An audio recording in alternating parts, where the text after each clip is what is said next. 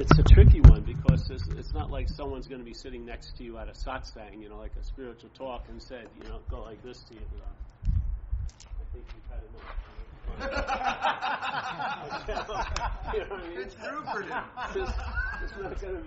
It's not going to be like an intervention, or someone's going to come over your house and take all your books and DVDs away, and all your subscriptions to Common Ground or whatever. So it's a difficult one to see because it doesn't paint with a broad stroke like alcoholism and addiction, drug addiction and stuff, or food addiction. But the suffering is just incredible because it's even worse because people are wanting to have an experience of their own absence, but they want to be there to have it. It's like an impossibility, and it drives the mind crazy. And yet it's got like a satsang, like it's socialized satsang-wise. It's not going to just rip its throat out of someone else, so they're very civilized, but they're fucking pissed. They've gone to 1,000 satsangs and shit, and it seems like other people have it, and I don't have it. And it's really painful. So I remember one of the first times they did a talk in Toronto, and some people came, and they were pros, and they had read all the books, and they were going off on these books onto me. And I realized, I said, hey, listen, man, I don't think you should come back to the next session. You should go to, do a service at a soup kitchen or something. Go help someone you don't know, not a family member, and I'll tell you, you'll be a lot better off than if you read another book or come here. Because one thing I saw missing is service. Yeah. Now, maybe it seems contradictory if there is no person who's going to be served or whatever, but that's all bullshit. Service helps. Service eases the conditional mind. It sort of relieves it from an agitated state somewhat, because you get out of yourself, not by thought or feeling, but by an action. Yeah, you just go help someone else, and then, like in recovery, we say that what will happen is you'll start lose interest in yourself and gain interest in others. Yeah, that's what happens. So as soon as you feel a relief from the bondage of self, you'll know that the quote-unquote problem is the bondage of self. Yeah? And self can't get out of self. Just like a great master, Huang Po, a Zen master, early Chinese master, would say you can't use the Buddha to seek the Buddha. You can't use mind, the big M, mind, to seek mind. Yeah? You can't use light to find light. And in recovery, we say self can't get out of self. Yeah?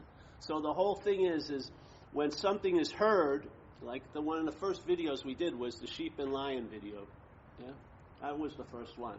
So in the sheep and lion video, it's an old Hindu story about there's a lion, a lioness, and a cub, and then the lioness dies, and now the cub's orphaned, and it's roaming around, and it really doesn't know who it is or whatever like that. And it sees a herd of sheep, or a flock of sheep, whatever they're called. And so it starts going towards the sheep. Now the sheep know it's a lion, so they start to flip out. But then they realize, hey, the lion doesn't even know it's a lion. So it ingratiates itself into the flock, and it starts becoming like a sheep. It tries to be the best sheep it can be, but it has this huge impediment. It's a lion. You know what I mean? But it's not aware that it's a lion, so it's trying to be a sheep, and it's getting his hair curled, and it's barring, and trying to mimic everyone else it sees, because it doesn't really know what's going on. And it's doing the best it can. It may get really successful in the sheep world. It may be and become a sheep elder and everything, but there's going to be this dissatisfaction, this irritability, restlessness, that's going to be an underlying premise in its life, yeah? And so what happens is, now it's a sheep, it's identified as a sheep, and then another sheep comes in and says, hey, listen, I found this book, man. It's really cool, and it's about lions. And it has all these pictures of old lions. And then the lion, as the sheep, thinks, hey, I'd like to become like a lion. Yeah? It wants to become like a lion. So now it gathers with this little underground sheep meeting, and they go in, they have a little room like this, and they have pictures of old lions and the candles in front of them. And, Arnold is leading roaring lessons that week, and then they're getting their hair straightened now. And they're trying to roar, and it sounds great. And in their little group, everyone's patting each other on the back. Yeah, you're doing really good. You sound almost like a lion today, you know. It's a baa. You can't mistake it, but it's, oh, no, it's more like a roar this week, you know. You must be doing something. Exactly. So now that lion is trying to become like a lion, but based on it's a sheep. Yeah, that's what's happening. That's exactly what's happening. We forgot what we are by remembering what we're not. Yeah? It's not like we just forget what we are. There has to be an active remembrance of what we're not to be in the forgetful state of what we are. So in that state, the lion now assumes it's a sheep. So when it hears this message like today, you're a lion, you're a lion, you're a lion. And of course I'm not talking that you're a lion. You know, it's an example, right? So you're a lion, you're a lion, you're a lion. And you like that message. You're hearing it.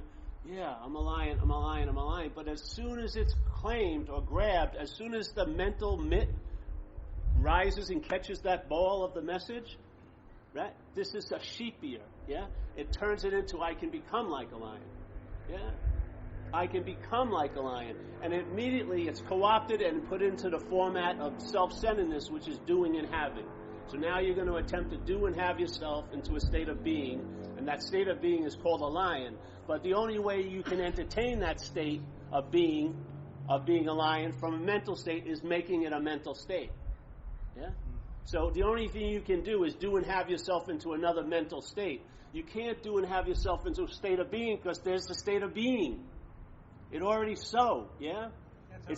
It's never not going to be so. It never not was so. It always is. Right. It's the thusness, whatever. So you failed even before you attempt to start because you've missed a fundamental calibration, which in time and space geometrically progresses. So if you forget what you are, and then that gets momentum in time and space, you will really seem to forget what you are. You know what I mean? You will really seem to get where you are because now you're so out there, seemingly, and that's the good news. It only can appear to be true or false to you. There's no truth or falsehood anywhere here. Yeah? But it appears to be true and false to what is true, which is you and I. We give everything the meaning it has. So now that lion forgets it's a lion, takes itself to be the sheep, trying to now it gets the double whammy. It now wants to become like a lion. And other people who are sheep trying to become like a lion say it may take lifetimes. It may take lifetimes to become like a lion. So in this story, this old lion comes to the area one day and it sees the sheep and it wants to eat something, so it starts chasing the sheep. And as it's chasing the sheep, from the corner of its eye, it sees this young lion. And it thinks the young lion's joining the hunt. But after a while, it realizes the young lion's running away from it. So it veers off and grabs the young lion. The young lion rolls on its back and goes, "Oh, Mr. Lion, please don't eat me. I'm just a humble sheep," and everything. The older lion, pretty perplexed, it just grabs it, brings it to this pond of water, sticks both their heads out, and the young lion sees their reflections, and what happens? It gets it's a lion, yeah? It doesn't have, and then the old lion says roar, and it roars immediately. It doesn't have to go to a 3-month roaring lesson, yeah? The innate ability was there, but it wasn't being accessed because something else was being accessed that causes the seeming forgetfulness of what you are. It cannot make it forgotten, but it can seem to be forgotten to you. That's the subjective experience here, yeah? So what's true can seem not to be true to you. And also what's false can seem to be true to you. That's the whole point of the Course in Miracles, Lesson 2, is you and I give everything all the meaning it has. It's explaining us an incredible spiritual axiom, if you want to call it, just a mind axiom, is that if something really feels real, let's say you're not in good shape today, and this is a problem, yeah? The next day you're in good shape, it's not a problem. The next day you're back in a bad shape, it is a problem again. What the hell is it? One day it was a problem, the next day it wasn't a problem, the next day it's a problem again. What is its reality is based on what? You. Yeah? It has no reality in and of itself. It can appear to be true or false. To what? What can it appear to be true or false to? What's true? You and I. If something feels so real, where is it getting that sense of reality? Not from itself. If you look into Buddhism, everything is inherently empty. Nothing exists in and of itself. Then where is it mining the reality from? It's being lent the sense of being real from what's real, us. Yeah? We're giving everything all the meaning it has. We're the reality here. Not Paul as the action figure, but of mind. Yeah? Like the Course says so beautifully, Course in Miracles, you and I are the dreaming of this dream. We're the dreamer of the dream. Yeah? Then it says, we forget that we're the dreamer of the dream. This is the trick. Now, how do we forget that we're the dreamer of the dream? By remembering that we're a dreamt object. The identification as a long-lasting, independent, separate entity. That's how the mind is forgetting that it's the dreamer. It's taking itself to be the dreamt object. Yeah? So here, you and I are dreaming the dream. We forget that we're dreaming the dream. I think that's how it's forgotten. And then we give everything that we're dreaming the power to affect us as the dreamt object. Doesn't it sound like your day? Yeah. Yeah, exactly. And it's not like only in 2013. Now, the days are going to be totally different in 2014. It's a principle. This is how mind works. When you see how mind works, you'll see you're not what you've taken yourself to be. You'll see it. Like Dogen, a great Zen master in Japan, said, to study Buddhism is to study the self. To study the self is to forget the self. Yeah?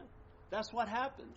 When you see what's producing or reinforcing or implying or insinuating that there's someone home, when you see that as just a process and the mind doesn't make a leap into the sense of being the one that's doing, the one who's seeing, the one who's having, then you get a sense of what you really are, which is seeing. Yeah? Awareness. You get a sense of it. And that sense produces an ability that's innate to recognize what you are from what you're not. Yeah? And now that becomes the basis of your day. So blue becomes blue, red is red. You're not confused anymore. And it's not because you worked hard at not being confused. That would be confusing. Yeah? This is about you give up, and then these are byproducts of what happens. And then you find out by it downloading in your life. You start seeing that you're traveling lighter on a stabilized level for years.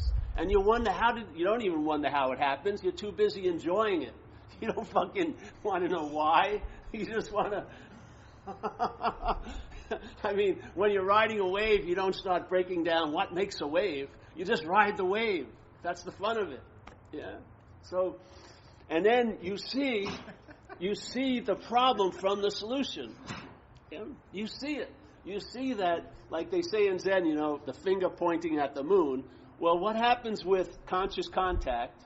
It moves through this event, and it enlivens or causes an experience to occur. Yeah. From this point with other points, and it's seeing, hearing, feeling, tasting, touching. Those are the 5 gates it moves through. Yes, consciousness. And then there's the consciousness of the thought stream. So there's 6 gates, and this is what's producing a contact here. This is what's giving us our day. Yeah, we're hearing, feeling, seeing, tasting, smelling, and there's thoughts about everything. Yes, and emotions and all this stuff. But there's a consciousness that's providing this contact, and then there can be an awareness of that consciousness, which I believe is what we are. Yeah? So here's the conscious contact, and then the conscious contact is followed by a mental process that I like to call selfing. Yeah? It's followed. The mental process comes after the conscious contact, yeah? In time.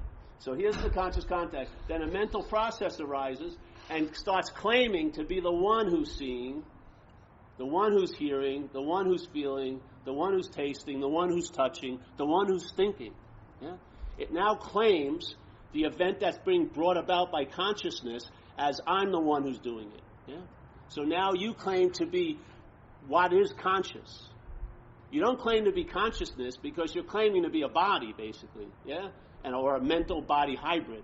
So you're not, but you want to acquire the attribute of consciousness. So now you're the one who's conscious, yeah. But consciousness is sort of forgotten, and now consciousness becomes an activity that you can get good at or bad at. I can be less conscious or more conscious based on what I do, yeah.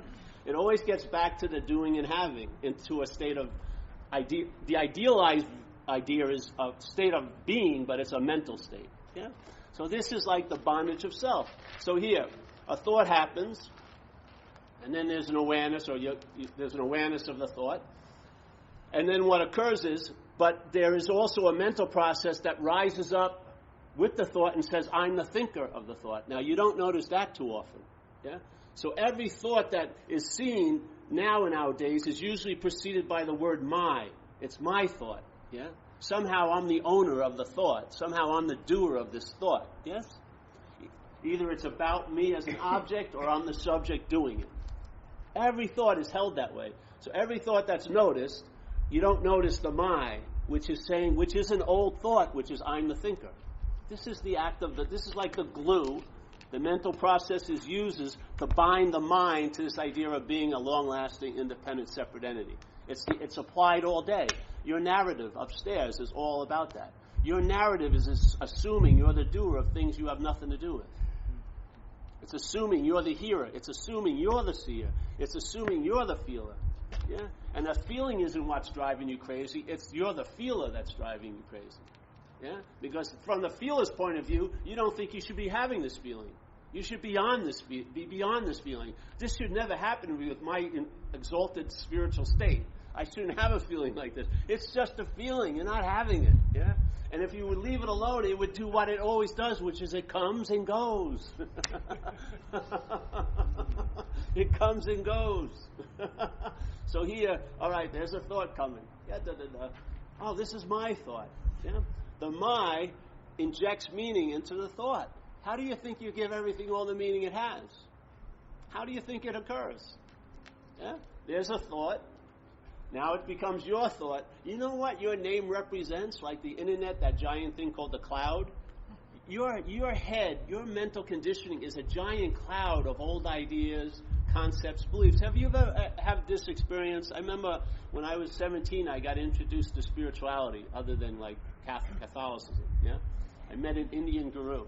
Now, I had never met an Indian guru in my life, never meditated, never done anything like that. Got introduced to this process. Suddenly, while I'm engaged in the process, I have thousands of ideas of how the guru should be. I have thousands of ideas of how me as a devotee should be. I have thousands of ideas of meditation. Where did they come from? I'd never done anything in this life, but as soon as it was me getting involved in that process, that me downloaded all these ideas about that process. All of them, thousands of them. Yeah? That drove me freaking crazy to the point where he was seen as the Lord of the universe and the people that followed him. There I was, a follower of the Lord of the universe, and I didn't like the Lord of the universe. That drove me fucking insane. For 5 years, I almost was thinking, jokingly, somewhat seriously, if I could kill him, I could get him out of my life, you know? So he used to do these open car things at these big festivals. I thought if I got like a time delay thing and hit him, and then he'd pass out 50 yards away, they never recognized it was me from the crowd, and I'd be freed from this fucking bondage to this idea. Why does it make me not to like the Lord of the universe? It didn't make me, it made me a whole lot. Yeah? Where did those thoughts come from? I had never had an experience in my life about this. They're latently there. There's just tons of fucking mental possibilities, just like all these other possibilities. And what engages them? Not is the thought, but the my. The my of the thought engages those ideas and then injects them into the thought. Yeah? The my is the bridge to the bondage of self. The act of being identified as the thinker. The act of being identified as the doer. The act of being identified as the seer. That's how seeing gets used to facilitate the bondage. Thinking gets used to facilitate the bondage.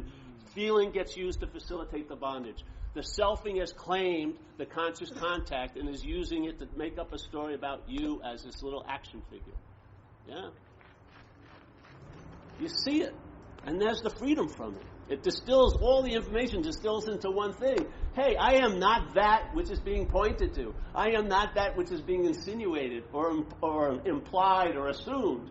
I don't know what the fuck I am, but I know I'm not that. And there's the freedom. From what? The bondage of self. The bondage of self didn't happen like in Des Moines, Iowa 20 years ago. Like one day you were incarcerated in this mental thing called self. It's an activity all day. It's presenting its story, and your interested attention is basically up for grabs in a way. It's presenting its story. If it entices your interested attention, you're up the ass of self. If you have an immunity to it, you're abiding in the truth. It's as simple as that. It's as simple as that. Like Jesus said, you cannot serve two masters at the same time. In a sense, it seems like the same time. It isn't. The truth is prior, but the mental process is pretty fast. So the truth reveals itself immediately.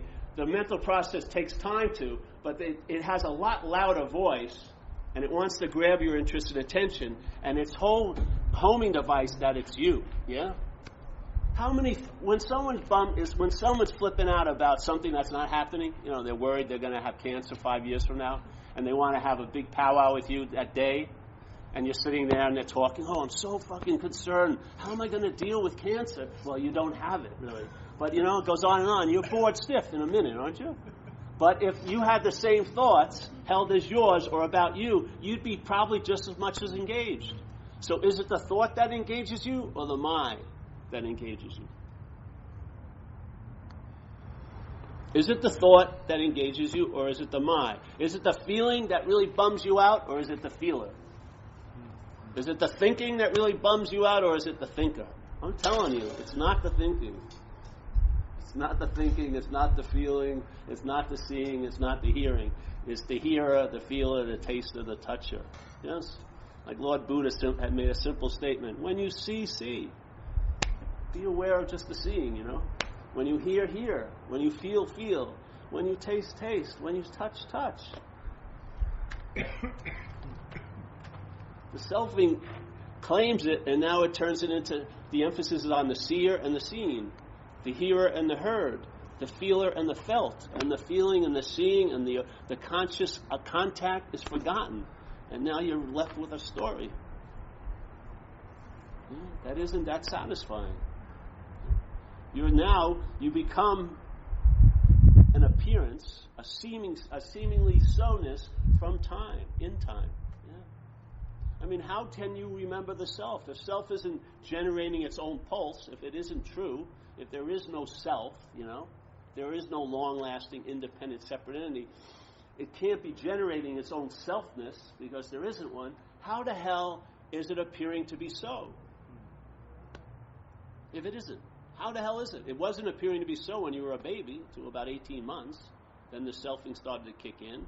And you started seeing mother as other, and then then the you started being formed, and then name and form was given. That's my dad, that's my mom, and so on and so forth. And then the whole indoctrination occurred pretty quickly. Yeah. But prior to that, you look at a kid's eyes, he's not into being Paul or Jim. We saw a little baby last night. They're fucking wide awake. You know what I mean? There's no middleman or middle woman there intercepting the experience of life and turning it into a story yet. So we grow into it, We grow into it. So if something isn't actually appearing, how can it seem to appear? Well, this is what they call remembering the self. Like they say, and St. Francis says it's in self-forgetting, you'll be reborn, all this stuff. Then why is the forgetting an antidote? It must be remembering that's causing something to seem to be so. Yeah, because the perfect antidote would be its opposite. So forgetting would work on remembering. So really what we're experiencing is a remembering of self. How does it happen? Look at your thought system. The thoughts, it's not yours, but look at the thought system. What does the thought system picture you as when you're thought about? What is conjured up? Isn't it an image of you as a body? So when you think about you 5 years ago, don't you picture you as a body? I mean, you couldn't think of you 5 years ago as space. It would be the same space as you're in now. There would be no distinction. So there would be how could you get into particulars in space? Yeah? So the thought system pictures you as a body. That's its center. That's called self-centeredness. So what happens? What does the thought system value? Does it value now or the past and future more? Look at the thoughts. Which do they value more? The present moment or the past and the future? Is this a trick question? Huh? They're just throwing it out there because we know the answer. You can see what your mind's occupied with. What's ruining your Saturday is very rarely the Saturday you're in. It's usually last week and next 2 months from now. And how could something that's not happening ruin your day that is happening? It has to seem to be happening. Well, who gives it that? Who has that power to make something that's not happening seem to happen? You and I. We are that power that makes what's not happening seem to be happening, to a point that it will override what's happening. It's unbelievable, isn't it? That a thought about yesterday could ruin the course of this day for you, seemingly. That's mind-boggling to me. It's like a form of slavery. All you want to do is be in the moment, but this won't let you be in a moment. Because its idea of a moment is bookended with there and then. Yeah? So, all right, so when you think when there's thoughts about you, and it's about you, your interest tends to go there 5 years ago. If you have thoughts about someone else 5 years ago, it doesn't usually go that course, does it? You're just not that interested. When I try to picture what Deb was doing 5 years from now, I'm not that interested in that story. Because it's not me, basically. But now, if it's me, that has enough propulsion in my little rocket that I can seemingly take off into time and break through the incredible gravity of nowness and seemingly go into a mental realm where I'm thinking about me 5 years ago. And what am I doing? I'm remembering me, yeah? Where do I feel the remembrance of that Paul? Do I feel it 5 years ago or now? When I'm remembering Paul, am I remembering him 5 years ago? That's the story. But the act of remembering is happening when? Now. It can only happen now, yeah? Same thing when you're worrying about you in the future. I don't care how intricate or how specific the problem is, it's always rooted back to the same event, the same situation. So here, you're thinking about you in the future, yes? What happens? You're worrying about that. Where you're actually remembering you now, yeah? So the logic is, I was there, I will be there, I'm here now. That's how it has the sense of being you. It's remembered. That's why the thought system has to have so much of your attention or interest to produce that situation. If you're engaged in something you love, like skiing or surfing, that gets shut down and you have an incredible event out in the water because you're not remembering self. You're not in that engagement, yeah? You're freed from it because it's a process. It's an activity that can be stopped. And everyone who has a passionate thing about life, that's where it usually gets stopped for them, yes? They're in something, they're engaged in something, or maybe they're doing some art and they're in that zone. There's the total forgetfulness of self. Yeah? There's no remembering what you are. You just forget what you're not. You don't have to remember what you are. You're that. That would be a redundancy to remember what you are. You are that. You just forget what you're not. As simple as that. And after a while, if you have enough moments of forgetting what you're not, it gets established you're not that. Yeah? You were never that, you're never going to be that, and you're not that now. Now an immunity builds to what? To the activities that are used to facilitate the bondage. So now you have immunity to the thought system, not against the thoughts, but against being the thinker. You have an immunity to the feeling system that's been co-opted, not by never feeling anything, but incredibly feeling things, but no feeler arises. Yeah? Now you're seeing when seeing, and hearing when hearing, and feeling when feeling, and tasting when tasting. You're actually on the pulse of living. And I'll tell you, it's probably going to produce a satisfaction you've never achieved or attained before by doing nothing, in a sense. You'll have a great appreciation of where you are because you'll finally be available to it. Yeah? Because you'll be freed from that active bondage to this idea of being a self. Freed. Tactile sense felt freedom. Not a fucking idea. Yeah? Not something that has to be regenerated by going to a retreat with like being in a perfect spiritual incubator where everything is cozy and great macrobiotic, vegan food and, tantra sessions and massages all day. Who the hell's not going to have a good time at a 10-day retreat like that? They're like vacations. But what happens when you leave is the thing. Yeah. The freedom I want is now. I don't want it based on I'm going to India next month. Who gives a fuck? Wherever you go, you're going to bring you there. So you go to India, it'll look like Burlingame in a month. If you live in Burlingame, it's just the way it goes. The system of selfing is going to apply itself to everything, and it's going to morph whatever you get introduced to fit it. It's not going to give up the system. The system will get stunned by supposedly the truth, but very quickly make it into something that fits its take. It morphs around everything. Yeah. That's what happens with this message. This message is really about getting nothing, but I'll tell you, everyone goes home and thinks about it and makes it something. And then they go, I got it. Because as soon as they make it into something their selfing can understand, then they can have the feeling of getting it. But it's paper thin. It doesn't hold water. This isn't about getting anything. It's about listening to information being downloaded, hopefully conveyed by an energetic certainty, and then letting that do its work. And that's what happens. Yeah? It's called faith mind, one of the greatest Zen treatises of all time. Faith mind. Having faith in the big M, the big mind. You are already that. Like the Course in Miracles says, a whole chapter about meditation and contemplation and Dharma, karma, yoga. Well, that's fine and dandy. But it says all of them, if they're worth their salt, are going to lead you to a point, and you're going to have a simple realization: I need do nothing. Yeah. We're attempting to just start there, save ourselves a lot of time, because everything, all the shit you've done, probably adds up to nothing anyway. Why not start with nothing? You'll be better off. Yeah. And who's going to take nothing? Where are you going to send nothing to get improved? Where are you going to get a higher form of nothing? Yeah? How are you going to be able to amplify your nothingness? You'll see, you'll become irrelevant, and then what's truly so will become obvious.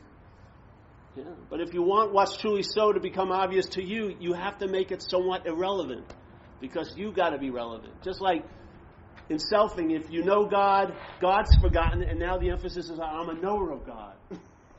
Suddenly go, fuck God, I'm the knower of God. When Ramana Maharshi said, to know God is to be God. Boom, like that. What? Oh yeah. What? To know God is to be God. Well, I gotta start. I'm gonna be more being God today. I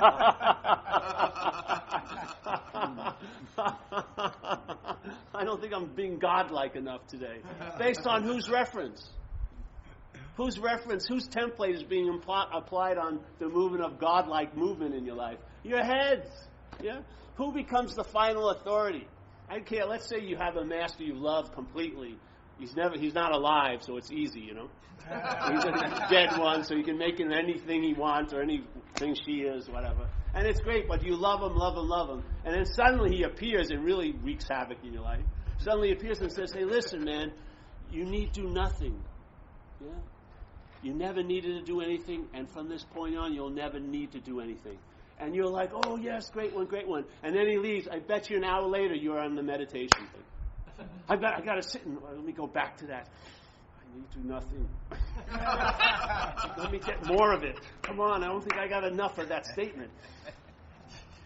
See, it's happened. Self can't get out of self. The system of self-centeredness, its main premise is to survive. Whatever it comes in contact, it tries to take advantage of. How does it do it? It makes it into something that it can feed on. Yeah?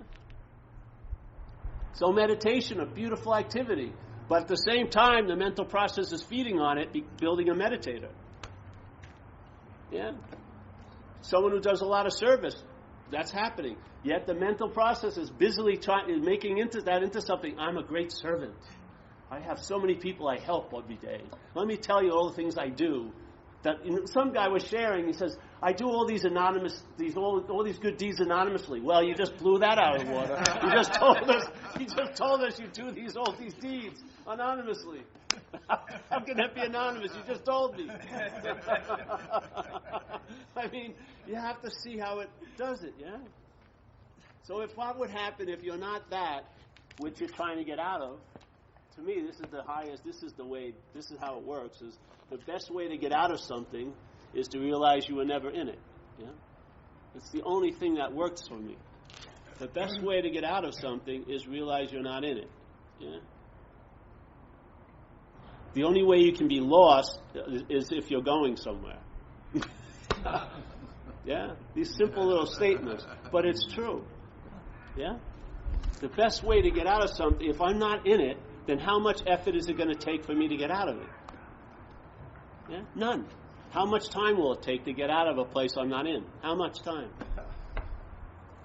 How would I be able to judge me with someone else? They're getting out of it quicker? You know? They stay longer in the meditation. They're holier than me, or whatever fucking crazy, insane barometers I have. It's like when you're a kid in the house, your parents had that mark to see where you're growing. We all have that little mental idea. How am I doing? 5 people noticed I had that loving gaze today. Woo! Man, I feel so fucking... I've arrived. I just feel this pulsation of divine transmission. And I'm the source. That's not important, but what it's coming through, yes. Without the vessel, you can't drink the wine. Yeah. It's so fucking crazy, man.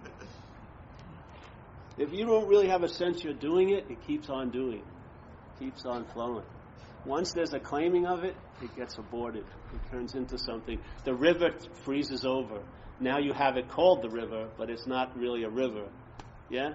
You've made a verb into a noun so that you can capture it, put it on your little mantle and say you have it. But that neuters it. You lose everything. Everything it has to offer is the only... It offers it of its own nature, not by being turned into what you think it should be. Yeah? So, if you're in recovery, if you're in alcoholism and addiction, there was a great... Ramana Maharshi said a really cool thing. He said, some people, knowledge is a good way to go, self-inquiry and stuff, but if you have a typical mind that feels a lot of guilt and shame for what you think you've omitted or committed in your life, then probably surrender is the better way to go to a higher power. And they're just entertaining the idea that thy will be done, we'll just give up, put down the rock. Stuff. You're not managerial quality. Yeah? Stop attempting to run the show.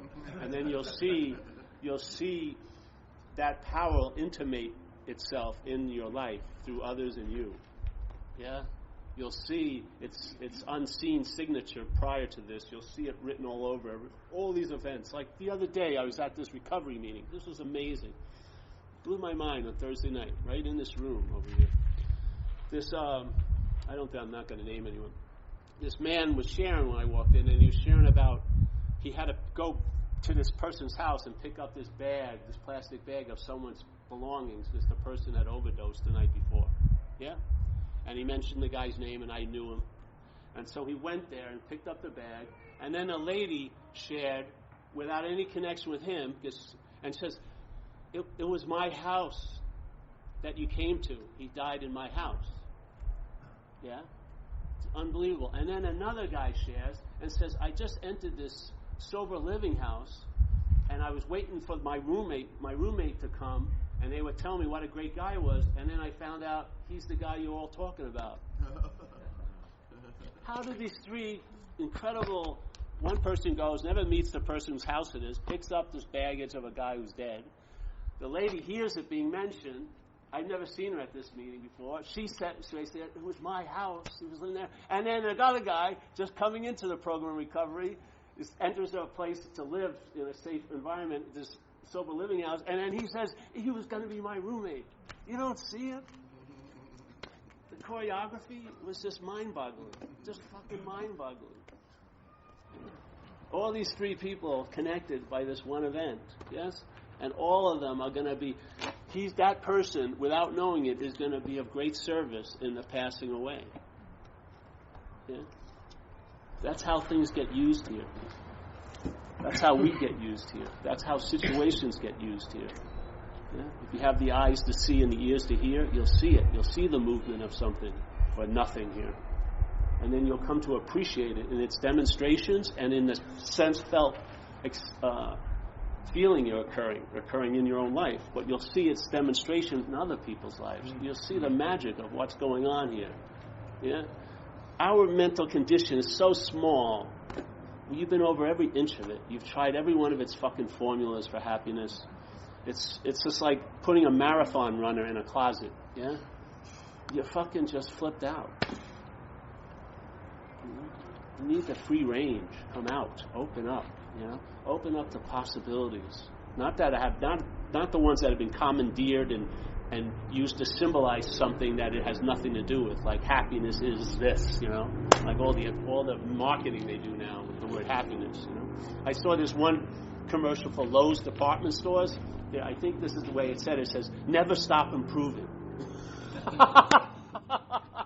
Isn't that the drive here? Never stop improving. Fuck that. Relax.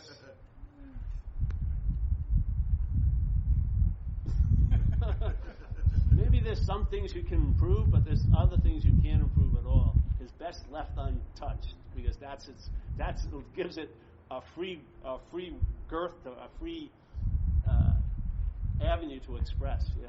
Once you put an idea on it, you minimize its effects in your life. Yeah. So that's it, I think, for today. Any questions today? This is just an invitation, It's not a draft. This is like a spiritual subpoena. You've been served, You'll be called to the court of light, hopefully. You've been called to the court of mind enough. We've all been convicted there. It's basically doing time, aren't you? There's something that you believe you did or didn't do, you should have, that's got you hooked, doesn't it? You're never going to forgive yourself. This is about having it annulled. Yeah. If you're not the doer, then where would the guilt and shame rest?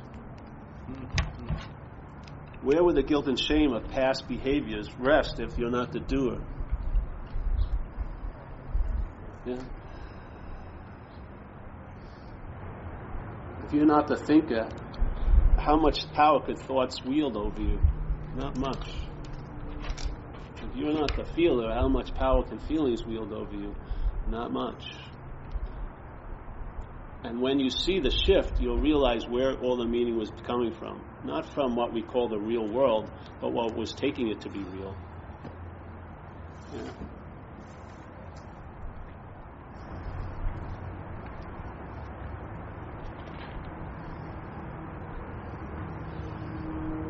I heard this at a meeting like this, and I just entertained it. Possibility. I read a few books, went to places. I went to India to see where Ramana Maharshi lived because I really liked what I read when I read it. And that motivated me to want to check out where he lived. And I saw people gave satsang there. I went to Ramesh Balsakar's in Bombay. Heard him for like 13 days. A couple other people, and then that was enough. I entertained what I heard, and then it became alive for me. I don't have to. It's sort of like if you have a car that breaks down, an old car, and you're with somebody and you know a little bit about cars and you're trying to start it, it won't turn over. And then you say, hey bro, open the trunk, get the gas can, take the air filter off, and there's the carburetor. And you're trying to start, it won't start. Well, if you put a little bit of gas in, and it may catch. As soon as it catches and the engine's on, you don't keep pouring gas in it. You'll flood it, yeah? This is an invitation. This isn't a course of study. You study the self until there's a hit that you're not that, and then there's no need to study anymore.